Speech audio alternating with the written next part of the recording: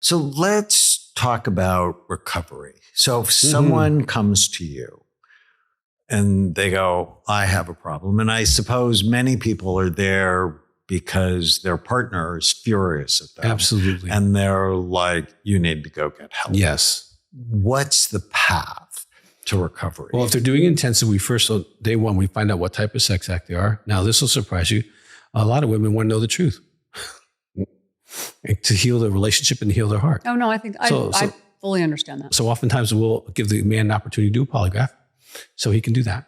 That really helps to give That them would be a me. Polygraph. That would definitely be me. Because here's what happens. I like it.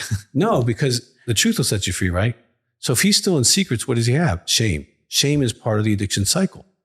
So if we can get rid of shame on Monday and she's still there, which 99% chance she is going to still be there. She just wants to know, I know the truth. Women will know they know the truth. They can forgive almost anything. Women are incredible. There'll never be a book that can comprehend the woman's heart to be able to absorb pain. Men just don't have the capacity like that. And they're able to do like, hey, I'm all in if you're all honest. So we give them the opportunity to be all honest. Okay. And then we find out what's going on with her. Then we do couples counseling, and then they go to groups and they do that kind of stuff. But it is 12-step groups. So they'll be in groups for, quite a while. They work their steps, they work their workbooks, and they're able to start moving through what they got to move through. Again, if they got sexual trauma, we deal with that during that week. And some of them, we have a neuromodulation thing that we do, and that helps them, especially the women who've been through trauma. And so it just depends on what they're bringing to the table. It's not cookie cutter because like you look at every brain's different, right? When I look at a person who's a sex addict, I got to find out how did they get here and now what do we need to get them better? So it's very individualistic, but there are principles that help them do that. And they can do this no matter where they are in the country. So step one is know the truth. The truth will set you free. Ask for help. Ask for help. Ask for help. Yeah. That's the hard part. Group. Really. Group is huge. Couples counseling. Yes. Now Dr. Laser would send me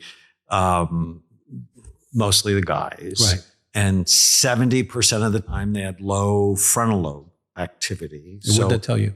The break in their brain was not as healthy as it could be. Right. Very high percentage of them had either head trauma or ADD of one form or another. Balancing that at least improves their impulse control. And their partners had trauma patterns. So I published a number of studies on PTSD in the brain.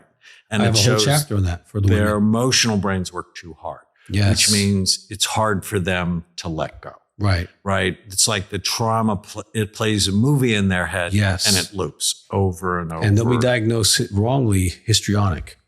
They're not histrionic. They have histrionic features, but it's because of the trauma. I have a whole chapter on that. Oh, that's and what so I did is I interesting. took the PTSD symptoms and instead of it being individualistic, I put it towards your marriage. And in that paradigm, they came up into 90 percentile on almost every symptom of PTSD. Right. Partners of intimacy, anorexics, partners of sex addicts, and women who've experienced infidelity. And that's the part of betrayal trauma book, because there's so much information that women don't know, and it helps them normalize it. Like, oh, okay, I'm raging. Yep, that's kind of normal. You've been in a car accident. If you ever go into an ICU unit, you find people yelling.